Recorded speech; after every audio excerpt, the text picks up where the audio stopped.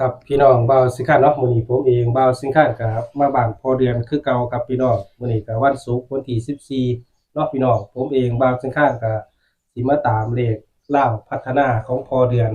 ของวันที่14ครับพี่น้องพอดีพอเดือนไปเอาตัวเลขมาแล้วพี่น้องเนาะเพิ่นได้ตัวเลขมาแล้วผมเองบ่าวสิงคานก็เลยใส่ทันให้เบิ่งแล้วก็เว้าว่าพอเดือนไปเอาตัวเลขมาได้ไสแบบนี้นะพี่น้องเนาะ แล้วก็มีความฝันบ่คนใดตัวเลขมาแต่เมื่อวานครับพี่น้องเราก็มาตามหรือมาเอาด้วยกันกับบ่าวสำคัญเนาะเด็กเด็ดพอเดือนลาวพัฒนาครับพี่น้อง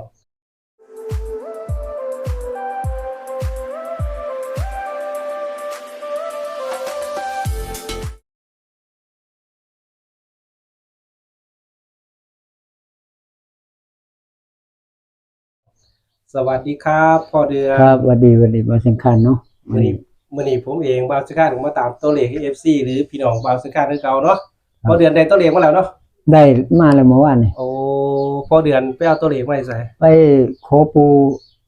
ปู่ศรีสุโธนั่นล่ะกับแม่ย่าศรีปทุมมาอยู่บ้านพงพดไปเอามาที่บ้านพงพดพี่น้องเนาะเอามาเมื่อวานนี่เอามาแล้วชุมค่ำเนาะค่ำเนาะก็เลยได้ตัวเลขมาพอเดือนไปเอามาแต่บ้านเนาะมาแต่ว่านแล้ววันนี้พอเดือนเดี๋ยวมาเสียเมื่อคืนฝันบ่ฝันยังได้บ่ได้อยู่หมดคืนหมดเจงไปใส่เมื่อคืนพุ่นเด้โอ้ไปเบิ่งหมอลำบ่ได้นอนเลยมันตีห้านี่โอ้เพิ่งมาได้ตีห้าบ่ได้นอนเลยบ่ได้นอนได้รับตั้งแต่1 ทุ่มจนฮอดโอ้ยว่าหมอลำพี่น้องหลังจากไปบ่ได้รับเลยว่าสิมารับแน่ก็เลยบ่ได้เสียงก็บ่เป็นหยังปู่ย่าเพิ่นให้มาแล้วเนาะเพิ่นให้มาแล้วเมื่อวานปู่ย่าให้มาแล้วเมื่อวานถือว่าเป็นเลขเด็ดเป็นเลขของปู่ย่าเพิ่นให้มาจังไดก็ต้องออกเนาะพอเดือนเพิ่นว่าก็ว่านั่นล่ะว่าสิขอเพิ่นเพราะว่าขอเที่ยวนี้ก็คือเก่าแม่ขอมันโอ้ขอคือเก่าก็ได้คือเก่ามันก็คือได้เลขตัวเก่านะโอ้ได้เลขตัวเก่าหรือว่ามันมื้อนั้นบ่ออกเพิ่นสิมาให้ออกมื้อนี้นะก็บ่ฮู้นะก็โอ้ส่วนมากเลขพอเดือนนี่สิออกย้อนหลังเด้มันสิออกย้อนหลังคือของงวดนี้มันสิถัดไปอีกงวดนึงนะถัดไปงวดหน้าก็มันสิเลยว่ามันใจว่างวดนี้มื้อแรกนี่หรือมันสิออกโตมื้อนั้นบ่ไปขอวันพุธเนาะว่าแล้วคนจริงดูวันพุธบ่ออกแต่ว่าไปขอมาก็ได้เลขเก่าอีกเลยเหรอก็มันจังว่าหรือว่าผู้ชายต้นนี้นี่ว่าสิออกมื้อนี้บ่คิดว่าเลขพอเดือนนี่ส่วนเป็นเหตุบังเอิญอยู่ขอมื้อนี้ออกมื้ออื่นขอมื้อนี้ออกมื้ออื่นจังซั่นนะออกงวดหลังงวดหลังก็เลยว่าจะหายบ่สิย้ำตัวเก่าติเลยเอาตัวเก่าให้เลยเมื่อวานนี่ว่าแต่เปลี่ยนแค่ตัวเดียวเปลี่ยนแค่ตัวหน้าโอ้เปลี่ยนตัวไหนเปลี่ยนตัวหน้าตัวเดียวตัวหน้าเลข8เลข8เปลี่ยน8ตัวเดียวนอกนั้นคันตัวเก่าก็เป็น4เนาะบัดนี้ไปเมื่อวานเปลี่ยน8ตัวเดียวให้เอา8ให้แต่ว่า8 6 8 7มันก็ขยันอยู่เด้อก็บ่ฮู้แล้วก็ว่าจังได๋ก็ปู่มันให้จังซี่ก็สิเอาจังซี่ล่ะคิดว่าจังได๋ก็ปู่แล้วเนาะเพิ่นก็คงสิบ่มาด้านให้งูนี่มั่งมื้อแรงนี่ว่าคิดว่านะก็เลยตามนี่มันเป็นไปได้หมดแล้วเป็นไปได้เนาะของจังซี่เฮาก็มาแล้วแสดงว่าเทื่อเลขอาจสิออกโตเขาเคยได้มากไปสิหรือว่าบ่ออกให้มื้อนั้นก็สิมาออกมื้อแรงก็ไปสิฮู้เนาะวันศุกร์นี่ก็ละจังว่าจังมื้อนี้ก็มาตามเล่าของพอเดือนมื้อแรงของวันที่14มื้อแรกนะครับพี่น้องเนาะมื้อแรง2 ทุ่มครึ่งนี่ล่ะก็เลยว่าไปเอาตัวเลขมาแล้วพี่น้องเนาะบังเอิญได้มาแต่ว่านแต่บ่ได้เสียงมันติดหน้าเวทีบ่ได้เป็นดอกไปเฝ้ามาล่ำเขาโอ้ไปเฝ้ามาล่ำบ่ไปเฝ้าเป็นหมู่เขาอยู่ซื่อดอกบ่ได้เบิ่งหยังดอกบ่ได้เบิ่งตั้งแต่เสียงก็เอาละบ่แม่บ้านมันไปก็เลยถ้าไปรับเอาไว้รับเพิ่นกลับบ้านก็เลยอยู่นำกันฮอดแจ้งโคโลสำคัญนั่นโลดบ่แจ้งอะไรประมาณที่3ที่4นี่ล่ะกลับมาน่ะกลับมากันสินอนกันจังได๋แล้วมันสิแจ้งแล้วก็เลยย่างนั่นย่างนี่เฮ็ดนั่นเฮ็ดนี่เลยแจ้งลืมถามเนาะพอเดือนพอเดือนเคยไปเอาบ้านมุกพดนี่เคยเข้าบ่เข้าอยู่เทื่อนึง2เทื่อ2เทื่อแต่ว่าก็เทื่อ2เกือบล่ะแต่ว่าผิดเต็มนึงโอ้เทื่อ2นี่แต่ว่าเที่ยวนั้นน่ะเข้า3โตตรงๆเลยยังว่ามีการเข้า3โตมีเข้า3โตแล้วก็ถึงได้ไปติดตามอีกนี่ว่าเพื่อปู่เพิ่นนี่ล่ะงวดนี้มื้อนี้นี่ล่ะว่าจังได๋ก็ปู่ว่าจังได๋ก็ที่พอเดือนเคยไปเอาเพราะว่าเลขเคยเข้า3โตแล้วก็มันรอบหลังอีกผิดแต้มนึงผิดแต้มนึงขึ้นแต้มนึงลงแต้มนึงจังซี่นะก็เลยปู่จังจังได๋ก็ว่าอย่าให้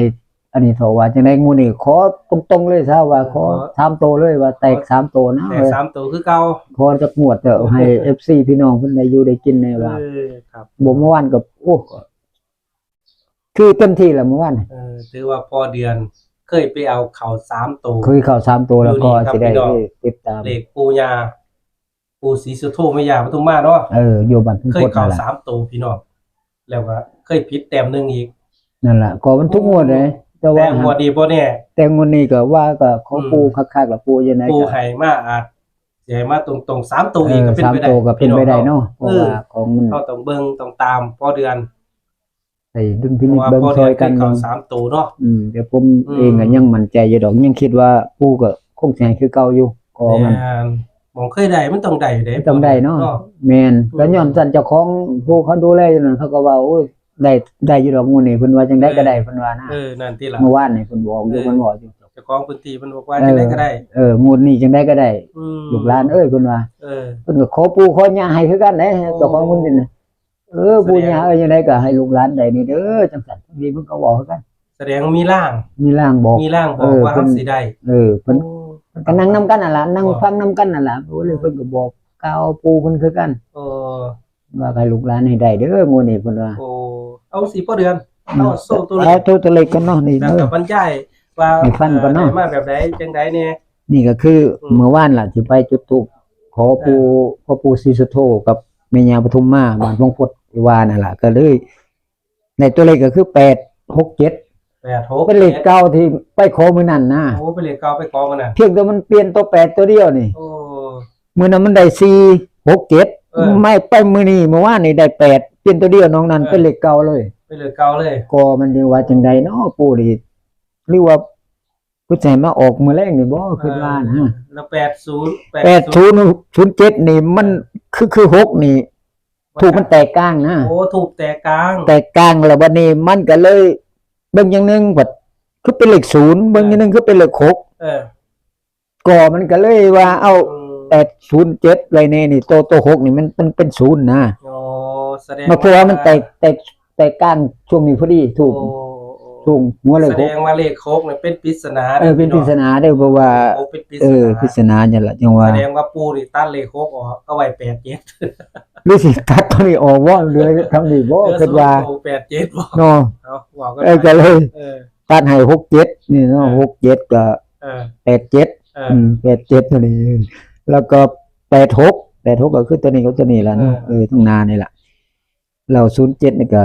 เอาตัวนี้นี่ว่ากันบ่07กับ08แล้วอยู่ประมาณนี้ล่ะคิดว่า ประมา นะ ณนี้เนาะ ประมาณนี้ล่ะแต่ว่าตัดให้ซ้ำนี่เนาะ พอเดือนเพิ่นบอกว่าเลข0เป็นปริศนาผมเองก็บ่ได้เห็นเลขถูกเนาะ บ่ได้เห็นเลขถูก ถือว่าพอเดือนตัดมาให้แล้ว ก็ เออ แต่แรกก็เบิ่งแล้วเบิ่งอีกเนาะบัดนี้ทูบมันเสือกอันนี้หักอยู่ตรงนี้เสือกมันแตกตรงนี้นะทูบนะ แตกกลาง ก็เลยเบิ่งมันเป็นศูนย์คือศูนย์เลยนะ แตกละคือ0เลย คือศูนย์ก็เลยว่าจังได้ก็คันบ่ศูนย์ก็6เท่านั้นล่ะไม่มีก็คือให้ 0ก็6พอเดือน เออ เนาะหรือว่าตัดไว้เรียบร้อยเนาะพอเดือน แต่ว่าก็ตัดคิดว่าตัดครบหมดแล้ว ตัดครบหมดเลยรอบนี้ครับพี่น้อง ก็เฮียนาซอยกันเบิ่งว่ามันมักตัวใดก็ตามเบิ่งบ่มักก็ผ่านไปเนาะก็ถือว่าเป็นแนวทาง ครับ เป็นเพียงแนวทางให้พี่น้องเฮา FC บ่สำคัญ ครับ ที่ติดตามช่องก็ลองใส่ดุลพินิจ เอา ช่วยกันเนาะ คงสุดท้ายแล้วอันนี้ถ่ายคลิปแล้วโอ้ยพวกนี้ FC เนี่ยน้อยๆ ก็ขอสวัสดี ปัง บ่สำคัญเนาะมื้อนี้ที่ได้มาตามแนวทางเราวพัฒนาหรือว่าคำโคงมื้อแรง2ทุ่มครึ่งผมเองก็มีแต่เพียงแนวทางให้ FC ได้นำไปลองพิจารณาเบิ่งลองนำไปเสี่ยงโชคเบิ่งเล็กๆน้อยๆเพื่อมีโชคมีชัยเพื่อบุญญาบารมีปู่พ่อปู่ศรีสุโธหรือว่าแม่ย่าศรีปทุมมาเพิ่นดลบันดาลให้ FC ได้รับโชครับชัยหรือว่ามีอยู่มีกินหมดหนี้หมดสินก็ผมเองก็ขออ้างอิงเนาะอำนาจคุณพระศรีรัตนตรัยหรือว่าสิ่งศักดิ์สิทธิ์ที่อยู่ตรงนี้ก็ดีคุณครูบาอาจารย์เจ้าที่เจ้าทางแม่นางธรณีก็จงไปดลบันดาลให้ FC เพิ่นได้รับโชครับชัยในเด้อมื้อแรกนี่14มีนาเนาะก็คือเราพัฒนา ครับ 2 ทุ่มครึ่งก็ขอบารมีสิ่งศักดิ์สิทธิ์คุณครูบาอาจารย์คุณบิดามารดาพร้อมทั้งปู่ย่าตายายหรือว่าพ่อปู่ศรีสุโธแม่ย่าศรีปทุมมาจงนำไปดลบันดาลให้ ได้รับโชครับใช้หรือว่าได้ถึงหวยเลยเบอร์มาแรกนี่ก็ได้รับโชคก่อนใหญ่ขอให้มันหมานทุกคนขอให้เขา3ตัวตรงๆปังๆเฮงๆเด้อปู่ย่าเอ้ยสาธุขอบารมีปู่ สาธุปังๆเด้อมาแรกนี่พี่น้องแม่น